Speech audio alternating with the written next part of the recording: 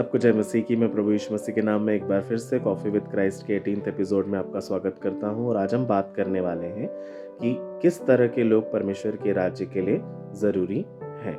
जी हाँ, kinds of people God needs in his kingdom. एक बार ऐसा होता है कि एक राज्य में एक राजा अच्छा सुशासन कर रहा होता है और तभी अचानक एक व्यापारी राज्य का निरीक्षण करने के लिए या ऐसे ही घूमने के लिए आता है। तो वो पाता है कि परमेश्वर के जो लोग हैं, जो राजा के जो लोग हैं राज्य के, वो वैसे नहीं है जैसे उन्हें होना चाहिए था। ना वे वचन में प्रतिबद्ध थे, ना ही वो प्रार्थना दुआ वाले थे। तो जो व्यापारी है उसका दिल टूट जाता है और वो सोचता है कि मैं यहाँ के लोगों से क्या व्यापार करूँ। तो वो राजा से मुलाकात करता है और राजा को बोलता है कि राजा, आपके राज्य में आपको कैसे लोगों की ज़रूरत है। क्या आपको लगता है कि आप एक सुशासन कर रहे हैं और एक अच्छे राज्य में आपके जो लोग हैं वो एक बहुत अच्छे आपके लोग हैं, बहुत अच्छी प्रजा है। क्या आपको ऐसा लगता है?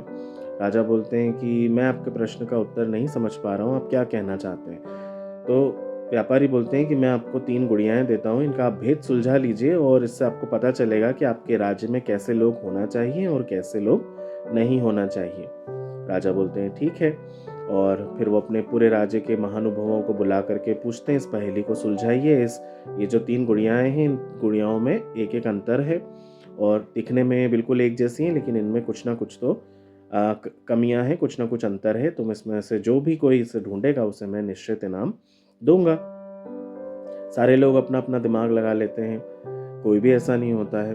फिर एक गिरजे के पादरी आते हैं और वो सोचते हैं कि मैं इसमें कुछ कोशिश कर सकता हूँ। तो वो गुड़ियाओं को राजा से रिक्वेस्ट करके एक दिन के लिए ले जाते हैं और रात भर उसको सोच विचार करके उसका निरीक्षण करते हैं और पाते हैं कि उनमें वाकई में अंतर है। दूसरे दिन वो आते हैं और आकर के राजा से कहते हैं कि राजा, मैंने अंतर ढूंढ लिए हैं। राजा बोलते हैं बताइए। तो वो बोलते हैं कि जब मैंने पहली गुड़िया के इस कान से धागा डाला तो वो इस कान से बाहर आ गया। दूसरी गुड़िया के जब मैंने इस कान से धागा डाला तो वो अंदर ही रह गया, वो कहीं पर भी नहीं निकला।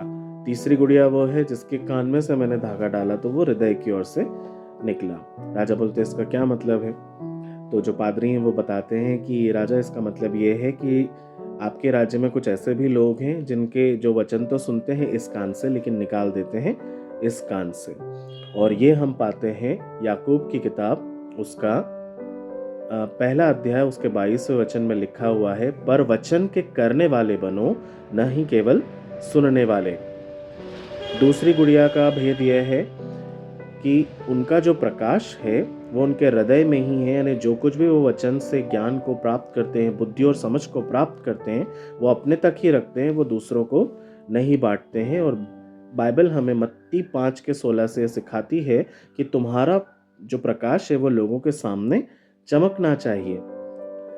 तीसरी जो गुड़िया है, ये वैसे लोग हैं जो यूहन्ना 7:38 में लिखा हुआ है कि जो कोई मुझ पर विश्वास करता है, जैसे कि वचन में लिखा हुआ है, उसके हृदय से जीवन जल की नदियां बह निकलती है। कहने का मतलब है कि ये वे लोग हैं जो वचन तो सुनते हैं, सुनकर उसे ग्रहण भी करते हैं और वो सब लोगों तक इस वचन को बांटते हैं। तो राजा, ऐसे लोगों की जरूरत है जो न केवल वचन के सुनने वाले बने परंतु बांटने वाले भी बने।